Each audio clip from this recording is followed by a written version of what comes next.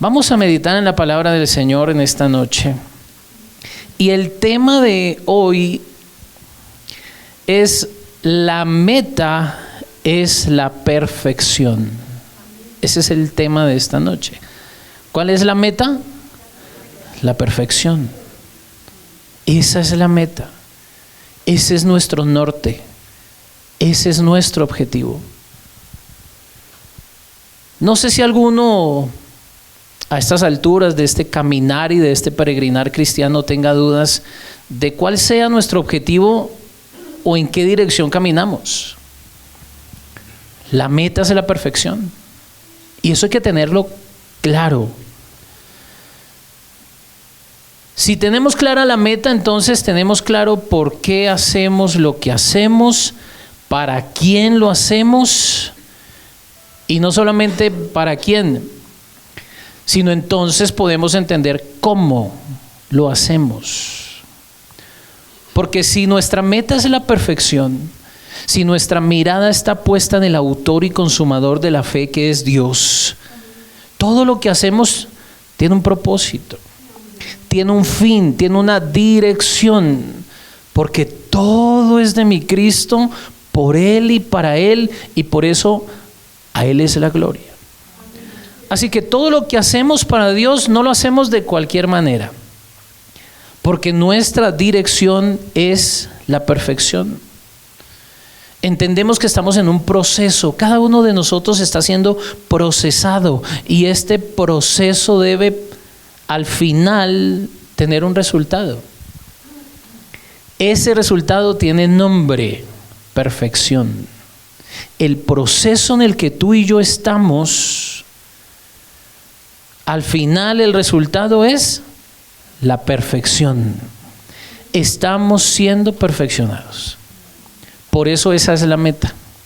Por eso es la dirección que Dios nos ha trazado. Él dijo a través de un salmista en el Salmo 101, verso 6: mis ojos pondré sobre los fieles de la tierra para que estén conmigo.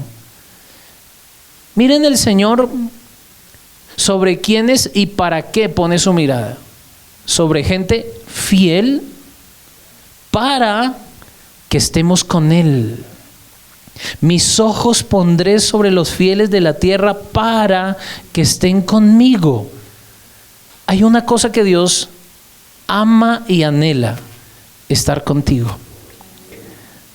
Dios es el más interesado en estar contigo y que tú estés con Él. Vamos por un camino, porque el salmista sigue diciendo: el que ande en el camino de la perfección, este me servirá. Así que noten, vamos por un camino, por un proceso, que al final el resultado se llama perfección. Pero vean qué lindo. Él pone nuestra mirada sobre gente fiel, es decir, quienes nos mantenemos en este camino a pesar de que en el proceso nos equivocamos. Aún así nos mantenemos, aún así seguimos, aún así permanecemos.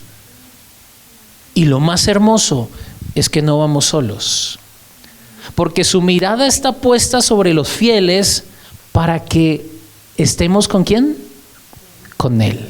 Así que en este camino y en este recorrido no vamos solos. Es posible llegar, es posible alcanzar la perfección, y solamente es posible porque Él es nuestra compañía, porque Dios va con nosotros.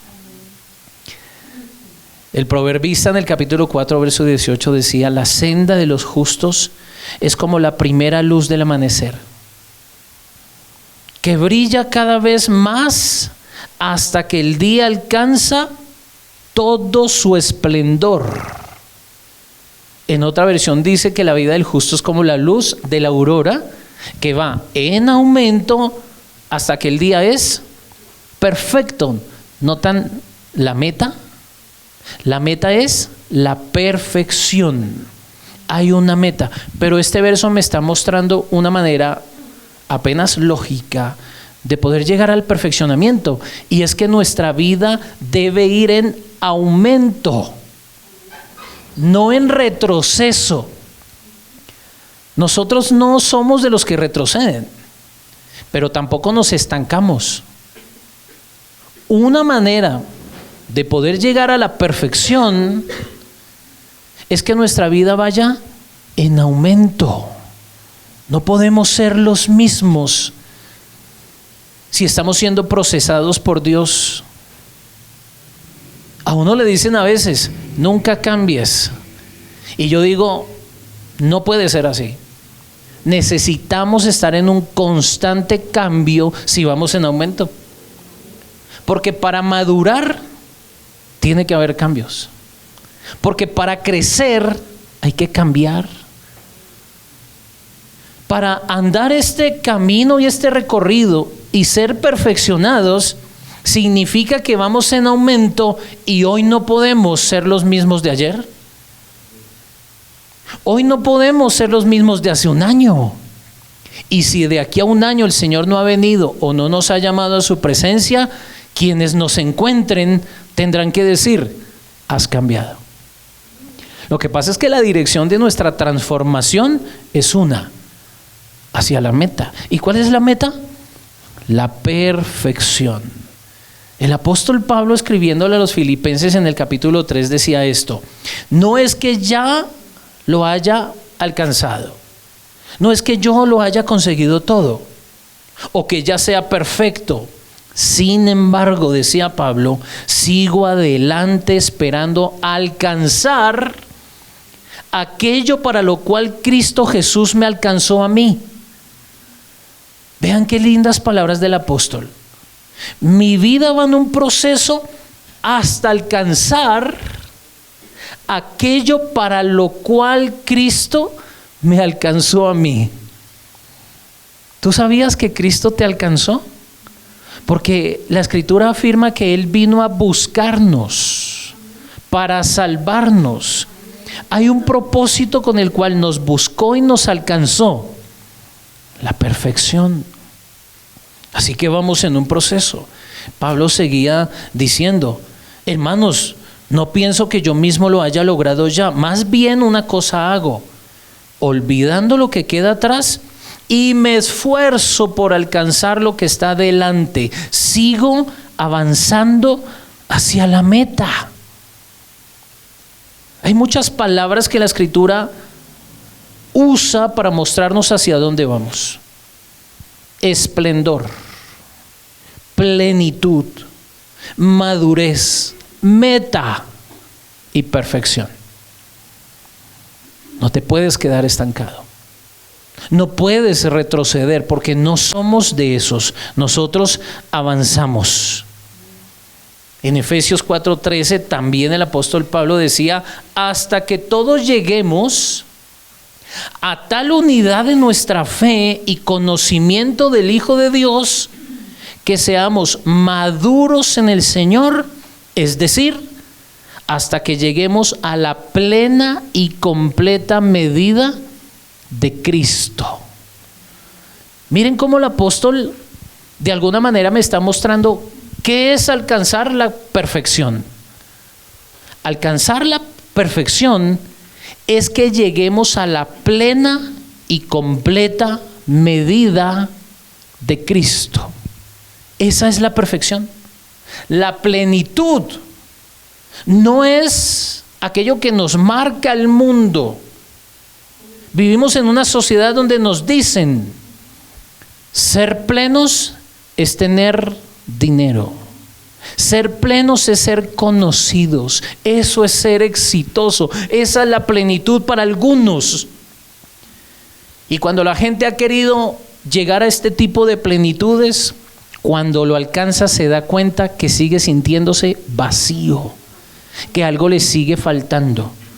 Porque el mundo le llama plenitud a una cosa, pero Dios le llama plenitud cuando nosotros alcanzamos la estatura de la medida de aquel que la Biblia le llama el varón perfecto. ¿Y quién es el varón perfecto? Tiene nombre: el Señor Jesús. Así que la perfección es la meta, y la perfección es la plena y completa medida de Cristo en nosotros. Hay una meta y hay una dirección. Esto se construye día a día, amados. Esto no se construye en un instante. Eso no se construye en un par de meses. Algunos llevan quizás 50 años en este proceso, otros tal vez lleven más, otros apenas estén arrancando, y ninguno, sin importar el tiempo y las experiencias que haya tenido o el conocimiento que tenga, puede decir, ya lo alcancé. No, vamos en un proceso. Pero este proceso exige crecimiento y exige avanzar. No nos detenemos. Es que ni siquiera es una opción. El creer que no podemos avanzar no es una opción. La única opción es seguir hacia adelante, crecer y llegar a la perfección. Pero esto tiene enemigos. Hay varias cosas que quieren estorbar, dificultar, entorpecer nuestro proceso de perfeccionamiento. Muchas cosas. Y la mayoría de ellas nosotros mismos las permitimos. Porque el enemigo no quiere tu crecimiento. El enemigo no quiere que andes con el Señor. El enemigo solo quiere entorpecer. Y hay una serie de enemigos que yo quisiera mostrarles, que se levantan y que nosotros mismos permitimos, que impiden el perfeccionamiento. El primero de ellos está en el segundo libro de Crónicas, capítulo 25, verso 2. Está hablando de un hombre llamado Amasías. Y esta escritura, este verso, dice algo de Amasías. Miren cómo dice: él hizo lo recto ante los ojos de Jehová. Y hasta ahí uno diría, qué lindo. Porque la Biblia está diciendo que él hizo ¿qué? Lo recto ante los ojos de Jehová. Pero hay una coma. Y después dice, aunque no con un corazón perfecto.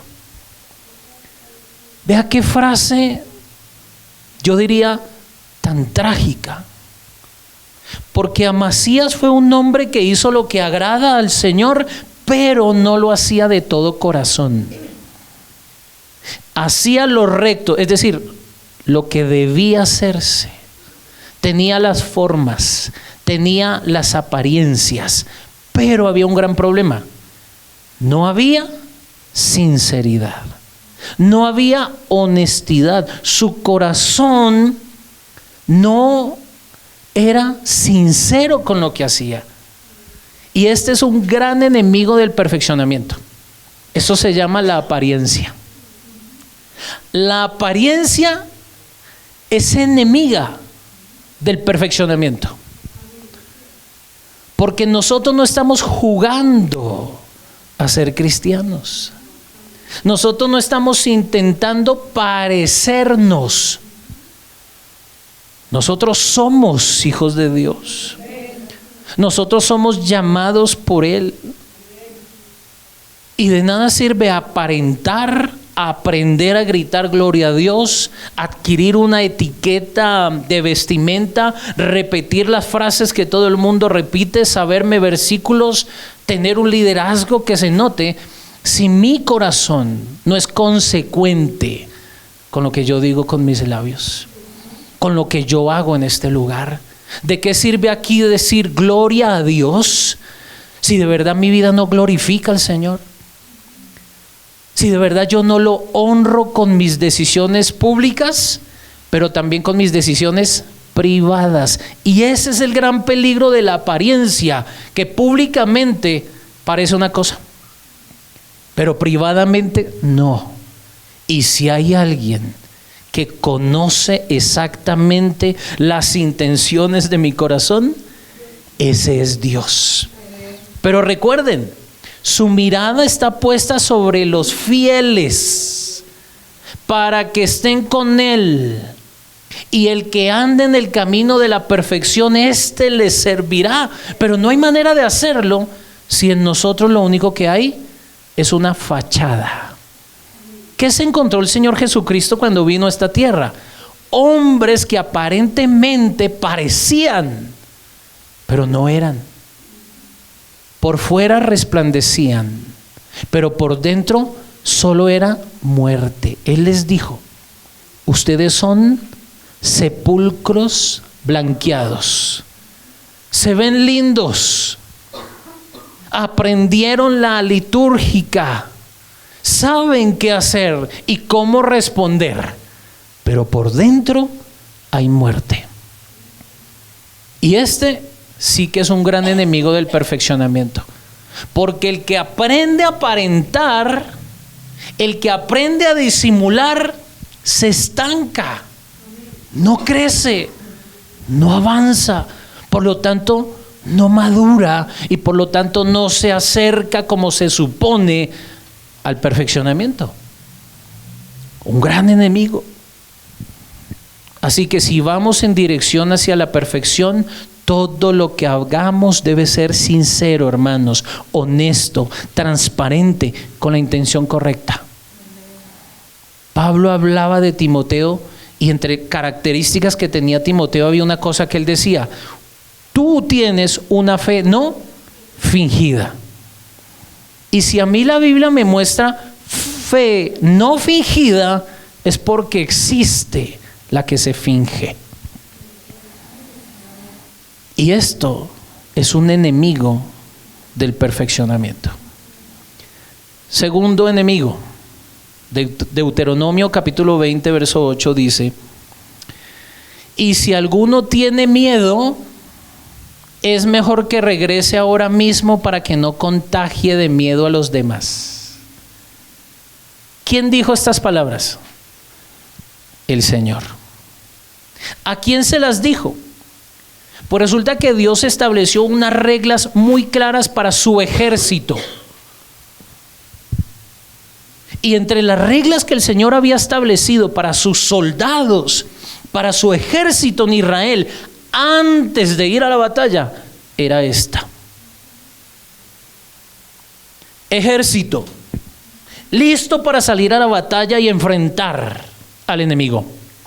Pero si alguno entre ustedes tiene miedo, lo mejor es que se regrese para que no contagie de miedo a los demás. ¿Cómo se llama el segundo enemigo del perfeccionamiento? El miedo. En otra versión dice: si alguno de ustedes es miedoso o cobarde, que mejor vuelva a casa, no sea que desanime también a sus hermanos. ¿Quién dijo miedo? Si Dios fue el que nos llamó. ¿Quién dijo miedo si nosotros no recibimos un espíritu de cobardía? ¿Quién dijo miedo si el que va con nosotros es el poderoso gigante? Hay un cántico que a mí me gusta mucho y en su letra dice: Dios no nos trajo hasta aquí para volver atrás. Dios nos trajo aquí a poseer, no lo que nos va a dar, lo que ya nos dio. Nosotros no somos gente miedosa ni pusilánime que se esconde. Y el miedo es un gran enemigo del perfeccionamiento, porque en este proceso del perfeccionamiento a veces las cosas no salen bien. En este proceso del perfeccionamiento el enemigo se levanta, hay obstáculos. Ustedes recuerdan en Jueces la historia de Gedeón, que salió a batallar contra un enemigo de más de 135,000 soldados. Ese ejército de Gedeón cada vez era menor, a tal punto que solo quedaron, ¿saben cuántos soldados del pueblo del Señor? 300. Y eran muchos más, eran miles. Pero el Señor empezó a reducir el grupo de tal manera que uno de los filtros fue este. A Gedeón le dijo: los que tienen miedo, dile a los soldados, los que tienen miedo mejor quédense. Y el grupo se redujo. El miedo nos impide avanzar. el miedo nos impide enfrentar los retos que se presentan en este recorrido, los retos que se presentan en este servicio al que Dios nos ha llamado. Estamos llamados al perfeccionamiento de nuestra vida, de los dones que Dios nos ha dado. Si hoy sabemos algo, nuestro interés debe ser aprender más. Si hoy le sirvo a Dios de una manera, mi interés, porque mi vida va en aumento, es cada día hacerlo mejor, sin miedo. Tercer enemigo. En el primer libro de Samuel, capítulo 10, verso 22, la Biblia me muestra la historia de un hombre llamado Saúl, quien Dios había escogido para que fuera rey de su pueblo. Hay una descripción bíblica de Saúl. Dice que no solamente era hermoso, sino que era tan alto y tan grande que él sobrepasaba a todo el pueblo de hombros para arriba. Así que Saúl no era pequeño. Saúl era un hombre grande, fuerte, robusto. Era alguien que se notaba mucho. Pero allí en el capítulo 10, verso 22, dice que cuando Dios lo va a nombrar rey delante de todo el pueblo, él se escondió. Se escondió detrás del bagaje, dice la escritura. Y cuando preguntaron dónde está al que Dios ha puesto y ha designado como rey, la gente no lo veía y Dios lo delató diciendo: allá está, se está escondiendo entre el bagaje.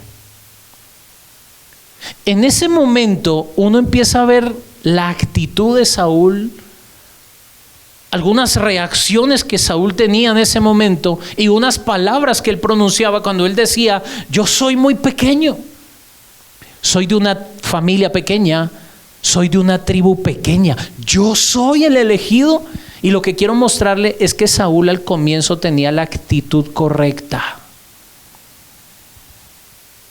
porque él entendía que no era grande. Él quizás se vio y dijo: no tengo lo necesario. Y esa es una actitud correcta. Porque aquí, si hay uno grande, es el Señor. No hay tal cosa como esos grandes hombres de Dios. No, hay un Dios grande que escoge lo vil y lo menospreciado y los pone en lugares especiales. Aquí el grande es Dios y por eso la gloria es para Él. Saúl al comienzo tenía la actitud correcta. Sin embargo, uno ve que más adelante Saúl desobedece a Dios. Y uno diría: esa fue su gran equivocación. Su gran error no fue obedecer a Dios. De hecho, el hombre de Dios le dice: locamente actuaste porque no obedeciste al Señor. Pero uno mira que antes de ese error de la desobediencia vino algo peor. Porque cuando Samuel viene a buscar a Saúl para reclamarle por no haber obedecido a Dios, no lo encuentra, no está, no lo halla. Primer libro de Samuel, capítulo 15, verso 12 dice que muy temprano a la mañana siguiente Samuel madrugó para buscar a Saúl. Pero le dijeron: Saúl no está. Saúl se fue a la ciudad de Carmel para levantarse un monumento a sí mismo y luego siguió su viaje a Gilgal. ¿Qué me está mostrando esta escritura?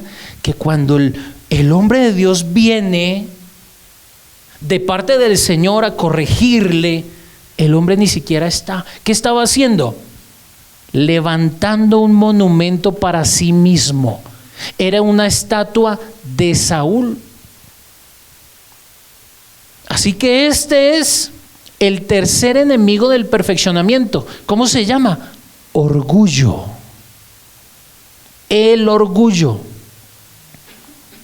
Porque él al comienzo tuvo la actitud correcta. Yo soy pequeño. No soy digno. Tenía la actitud correcta, las palabras adecuadas. No, yo soy pequeño. ¿Quién soy yo? Y así deberíamos nosotros tener siempre los pies en la tierra. Nosotros no levantamos monumentos a nuestro orgullo. Pero el orgullo es un enemigo del perfeccionamiento, porque no deja que la obra de Dios se desarrolle. En vez de avanzar, retrocedes. La Biblia dice que al orgulloso Dios lo mira de lejos. Y a veces uno cree que es porque Dios se empieza a alejar del orgulloso y por eso lo mira de lejos. El verdadero problema, porque Dios quiere, recuerden, que estemos con Él, es que el orgulloso se empieza a alejar de Dios. El orgulloso ya no depende de Dios. El orgulloso depende de sí mismo. El orgulloso cree que no necesita del Señor. El orgulloso cree que le hace un favor a Dios o nos hace un favor a nosotros con congregarse. Pero es que Dios sigue siendo Dios sin ti y sin mí, pero yo sin Él no soy absolutamente nada. Yo te devuelvo la pregunta: ¿quién necesita en realidad de quién? Pero el orgulloso se empieza a alejar de Dios. Y entonces, recuerden, la mirada de Dios está sobre los fieles para estar con Él. Pero voltea a mirar a un orgulloso, ¿y dónde va? Lejos. Dios trae al profeta para enseñarle, trae palabra de Dios para él, y él no está. ¿Dónde está? Está muy ocupado alimentando su ego. Está muy ocupado levantando un monumento de él mismo. Y entonces el orgulloso empieza a tener celos. Porque este orgulloso escuchó una canción donde decía: Saúl mató a sus miles. Pero la misma canción decía: pero David mató a sus 10,000. ¿Y qué empezó a sentir este orgulloso? Su ego fue directamente afectado. Aunque tenía una actitud buena al comienzo, se desvió. Este es el tercer enemigo del perfeccionamiento. Cuarto enemigo. En Romanos capítulo 12, verso 8 dice: el que exhorta en la exhortación, el que reparte con liberalidad y el que preside con solicitud, el que hace misericordia con alegría. Otra versión dice, para dejarlo más claro: si tu don es animar a otros, hazlo. Si es dar, entonces hazlo con generosidad. Si Dios te ha dado la capacidad de liderar, toma la responsabilidad con seriedad. Me encanta esa versión. Si Dios te ha dado la capacidad de liderar, hazlo con responsabilidad y con seriedad. Y si tienes el don de mostrar bondad a otros, hazlo con gusto. Este es un llamado a hacer las cosas bien hechas, no a medias, no de carrera, no porque me toca. Y yo sí le hago una invitación a los líderes, y particularmente a los líderes de comité y a los asesores. Si un servidor dice: bueno, lo voy a hacer porque me toca, ahí hay algo en ese corazón que debe ser tratado. Lo voy a hacer por cumplir. Ahí hay algo en ese corazón que impide que el proceso del perfeccionamiento siga en esa persona. Aquí no nos es impuesta carga. Aquí no lo hacemos por quedar bien con los hombres. Aquí lo hacemos porque nosotros le debemos absolutamente todo al Señor y en nosotros hay reconocimiento hacia Él y definitivamente hay gratitud. Por eso servimos con liberalidad, con sinceridad, con diligencia, con solicitud, con un esfuerzo y seriamente y con alegría. El salmista en el Salmo 100 dice: vengan ante su presencia con alegría, con gozo. Servir al Señor, ¿cómo? Con alegría. Pero ese es un gran enemigo del perfeccionamiento, el no hacer las cosas con responsabilidad, con esfuerzo. El enemigo es el conformismo. Y quiere que le dé otra palabra más fuerte: mediocridad. Sí, es verdad, no somos perfectos, estamos siendo perfeccionados, pero lo que hacemos, lo hacemos con honestidad, lo hacemos bien hecho, lo hacemos con excelencia, porque no podemos hacer nada perfecto, pero sí excelente. Sí, excelente. Porque es para Dios. El apóstol Pablo decía: todo lo que hagas, hazlo como para el Señor y no para los hombres. Y quiere decir que si lo estás haciendo para el Señor, ¿cómo crees que debe hacerse? Muy bien hecho. Con la actitud que es. Si alguno se siente obligado, tranquilo. Hacemos como con los miedosos. Mejor quédese en casa y no avance, porque eso se contagia. Eso es contagioso y es un gran enemigo del perfeccionamiento. Así que si vamos en dirección a la perfección, debe ser con excelencia, con pasión, con entrega total. La prioridad no es Él. No decimos amar las almas. La prioridad no es extender el reino del Señor. La prioridad no es llevar el mensaje a donde se necesite. Pero a veces parece que decimos amén, pero la prioridad está aquí. Nuestra prioridad es otra cosa. Nuestra prioridad es nuestro descanso, es nuestro gozo, es lo que yo quiero, es nuestro tiempo, es mi vida. La Biblia dice: todas las almas son mías. ¿Quién crees que es el dueño de las almas? El que las fabricó. Él es el dueño. Y hay gente que dice: no, yo hago con mi vida lo que se me dé la bendita voluntad. Yo hago con mi tiempo lo que se me dé la bendita voluntad. A tu tiempo, a tu vida. Y si Dios dice: cortamos el oxígeno esta noche.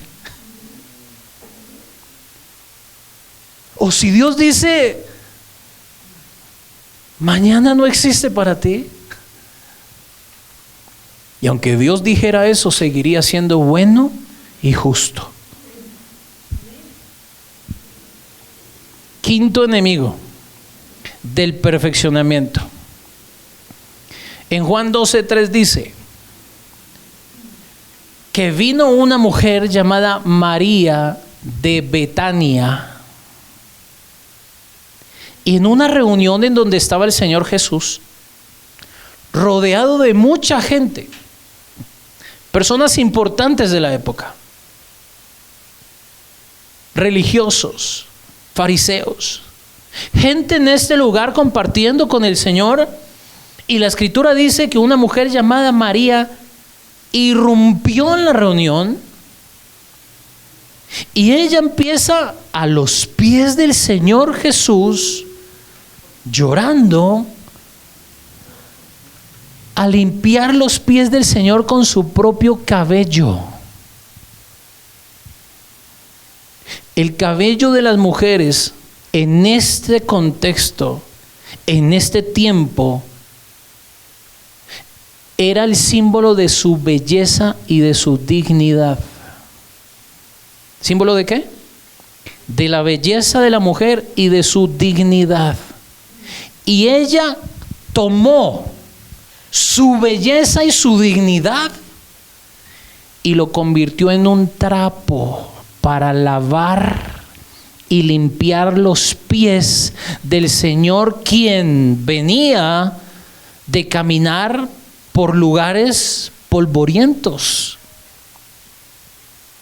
¿Qué hizo ella con su belleza y su dignidad? Lo puso a los pies del Señor. ¿Qué estaba haciendo ella? Renunciando. Pero no solamente eso. La Biblia dice que entonces María tomó unos 300 gramos de perfume de nardo puro, que era muy costoso, y dice que lo derramó sobre los pies de Jesús. La casa se llenó de fragancia del perfume, y Marcos, contando la misma historia, dice en el capítulo 14, verso 3, que ella lo que hizo fue que rompió el frasco completo de alabastro lleno de este perfume costoso y derramó la cabeza de Jesús con el perfume. Era tan costoso que costaba alrededor de 300 denarios. Y un trabajador promedio de la época se ganaba en un día un denario. Así que era el equivalente al valor de un año entero de trabajo.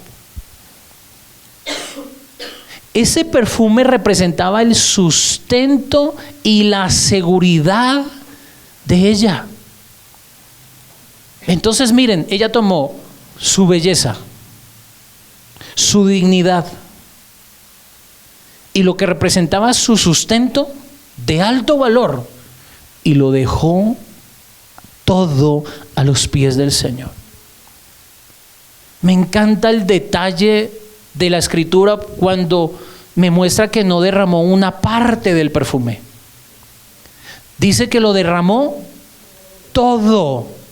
No se guardó nada para ella.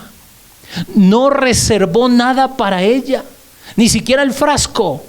Lo rompió. Su idea no era quedarse con una parte.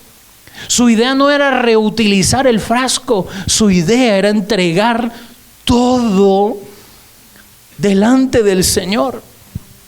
Esta mujer no solo entregó todo, entregó lo mejor. Y yo quiero que tú tengas presente estas dos características. Cuando a Dios se le da todo y se le da lo mejor. Y yo no estoy hablando de dinero, estoy hablando de nuestra vida. Porque ella entregó su belleza y su propia dignidad, porque se dio cuenta que valía más Cristo que su propia belleza, que su propia dignidad, y tenía un más alto valor que cualquier perfume costoso en esta tierra. Pero el enemigo se llama desinterés. Es no tener el más mínimo interés por el Señor. Si nosotros vamos en dirección hacia el perfeccionamiento, debe ser con compromiso, con entrega total, dando lo mejor y dándolo con amor, no a medias, no sin compromiso. Nosotros tenemos un compromiso tan grande con el Señor que la calidad más alta del compromiso, la Biblia le llama pacto. No hay un compromiso más serio, más importante y más permanente que un compromiso al que la Biblia le llama pacto. Nosotros tenemos un pacto con el Señor. Pero el desinterés es un pésimo enemigo del perfeccionamiento. Solo uno que ha hecho pacto con el Señor está dispuesto a entregarlo todo y a entregar lo mejor. Así que, ¿estamos o no comprometidos? ¿Con quién? ¿Con qué? ¿Estamos o no comprometidos con Él? ¿Nuestra vida le pertenece a Él por completo o parcialmente? ¿Le damos lo que puedo? ¿No me esfuerzo para seguir mejorando? ¿No dejo que Dios siga el proceso en mi vida? ¿Le entrego el tiempo que me sobra después de sacar el mío? Cristo lo dio todo. Y por eso nosotros nos esforzamos con pasión por darle lo mejor al Señor. Esa es la manera. No es solo el qué, sino el cómo. Que no nos pase lo de ese hombre que hacía lo recto, pero con corazón desviado, sin corazón perfecto, sin la intención adecuada. Así que esto hay que hacerlo con sinceridad de corazón, con valor y pasión, con humildad genuina, con excelencia y con esmero, con un compromiso total. Este recorrido que nosotros estamos haciendo diario hacia la plena y completa medida de Cristo, hacia la perfección, no admite un caminar a medias. Esto no admite un caminar tibio. Avanzar exige crecer de manera continua, constante, con sinceridad, con humildad, con excelencia y con un compromiso inquebrantable. Porque el Señor hubiera podido, con el poder que siempre ha tenido, fulminar a aquellos que lo estaban latigando.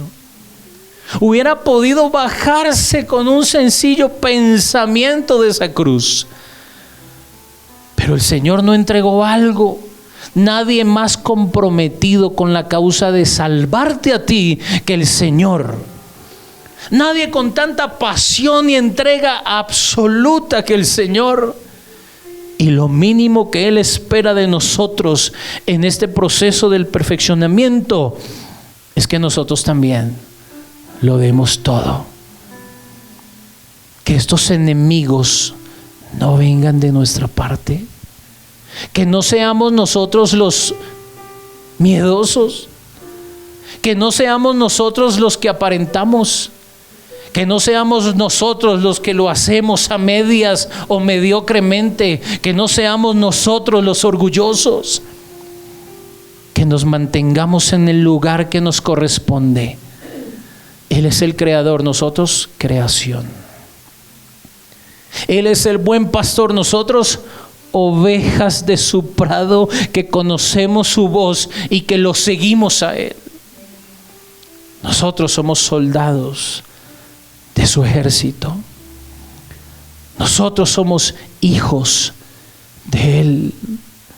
Nosotros pertenecemos a un reino. Y si pertenecemos a ese reino, nos debemos a ese rey. Nada de miedo, nada de orgullo, nada de hacerlo a medias. Vamos a hacer lo mejor. Vamos a entregar todo para el Señor. Vamos a avanzar, no nos vamos a estancar, no vamos a retroceder, no nos vamos a llenar de excusas. Nos vamos a levantar y vamos a caminar en dirección hacia el perfeccionamiento. No te preocupes, el Señor lo dijo a través del profeta Isaías, que por torpes que fuéramos, los que anduviésemos en este camino, no nos íbamos a extraviar. ¿Por qué? Si somos torpes, ¿por qué no me extravío si soy torpe? Porque Él va con nosotros. Porque Él va con nosotros. Note que la torpeza No es una excusa para que no seamos perfeccionados. La excusa es la razón por la cual dependemos de Él. La torpeza es la razón por la que dependemos de Él. No es una excusa, es la razón de nuestra dependencia. Y por lo tanto, siendo conscientes de nuestra torpeza, entonces es la razón por la que todo lo que hacemos para Él, lo hacemos de corazón, lo hacemos con gratitud, lo hacemos honestamente. Y entonces damos lo mejor que tenemos para Dios. Le amamos, pero porque Él nos amó primero. Nos entregamos, sí, pero porque Él se entregó primero. Le servimos y es un honor, pero porque Él se humilló y vino a servirnos. Así que vamos a hablar con el Señor en este momento. Y vamos a decirle: Señor, gracias porque tú me estás perfeccionando. Señor, gracias por darme el honor de adoptarme como tu hijo. Gracias por darme el honor de hacerme instrumento en tus manos. Gracias por confiarme estos dones que has depositado en esta vasija de barro. No voy a esconder los dones, voy a operarlos. Voy a trabajar en que estos dones cada día sean mejores, no para mi orgullo, sino para servirte, para gloria de tu nombre. Y para que mi servicio sea una manera de expresarte mi gratitud, pero también para que mi servicio sea útil en el perfeccionamiento de otros. Recuerden, Pablo así lo dijo. Él da ministerios y los ministerios tienen un propósito: el perfeccionamiento de los santos. Así que habla con el Señor. Y creo que este es momento de expresarle nuestra gratitud. También de decirle: Señor, perdóname si tal vez en este tiempo he sentido miedo, he tenido tal vez dudas, tal vez he querido aparentar. Perdóname si he sido orgulloso. Perdóname si no he hecho las cosas con excelencia, Señor. Solo quiero servirte, Señor. Quiero entregar todo y lo mejor para ti, Señor, porque tú lo entregaste todo por mí, Señor. Gracias, amado Dios, por hablarnos. Hoy renunciamos a esto que estorba y que impide el perfeccionamiento. Y por favor, cumple tu propósito en mi vida, Señor. Me pongo en tus manos para que tú me des forma como el barro en manos del alfarero, Señor. Y estoy dispuesto a hacer tu voluntad, a renunciar por completo, Señor, y a entregarme solo para ti. Gracias, amado Dios. En el nombre de Jesús. Amén.